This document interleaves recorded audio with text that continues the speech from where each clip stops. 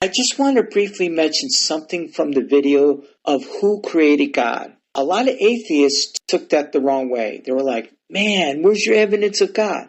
That was not the purpose of the video. The purpose of the video is when the atheist asks a Christian who created God, why do you do that, fully knowing that the Christian believes in the eternal God? That may be your mindset, but why are you asking the Christian? You're trying to do that, I believe, to create doubt in the Christian. So I am returning the favor in this video, not to give evidence for God, that will come later on, but I will begin to cast a small aspect of doubt in this video, but my future videos will increase intensity concerning that doubt. Many times I have heard atheists call the God of the Bible a fairy tale, so I am simply returning the favor. In this video, let's look at the early earth. Let's look at two different points that could be troublesome to atheism. One is the oxygen issue. The point that needs to be made is the faulty assumption that the Earth's atmosphere contained no oxygen. This is an assumption. It is still speculation. However, the basis for life coming without a God or aliens is chemical evolution. And here's the issue. The issue, if there was only 1% oxygen in the atmosphere, this would be impossible to happen. There could be no chemical evolution because the basic building blocks of life are amino acids. Yet there's not a total agreement among scientists, just like with the Big Bang and even what came before it or how everything happened. Even in the origin of life, there's many conflicting views.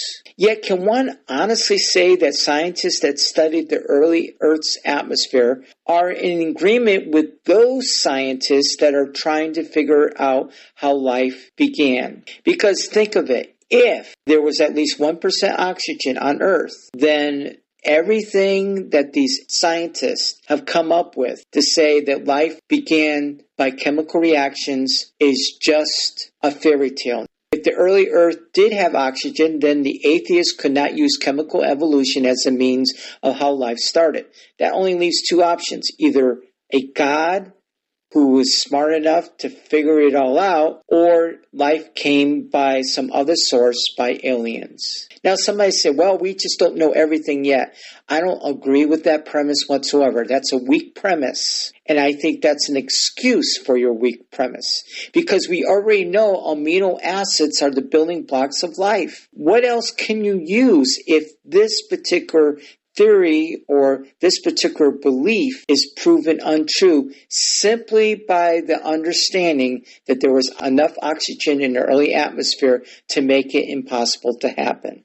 Have you even considered this? Is it possible that water vapor is what brought oxygen about? I don't know, does the names Berkner and Marshall ring a bell? Also, what about Apollo 16 and the findings of an atomic hydrogen extending some 40,000 miles, and it's believed to be the result of the photodissociation of water vapor. I mean, that's a fancy term. Simply means that the water vapor was broken down into hydrogen and oxygen, and the oxygen remained. I'm just bringing that out.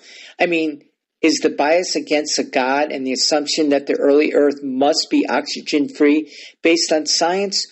Or is it a refusal to accept even the possibility of God creating life? The second point is diluted oceans. Does salt come into the picture? Salt seems to be in a lot of oceans from my understanding. And could that have interfered with those amino acids? There are around 20 amino acids that can be found in all living things.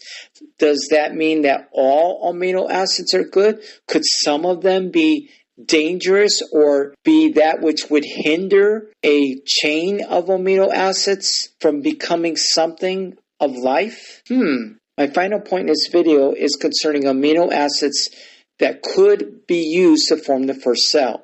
It is assumed that there was an abundant supply of them. Fine. Those 20 amino acids can be found in living things. But if the oceans cover 3/4 of the earth, then how can one know for sure that the amount of water itself did not dilute the amount of amino acids to a point that was even possible to form a cell?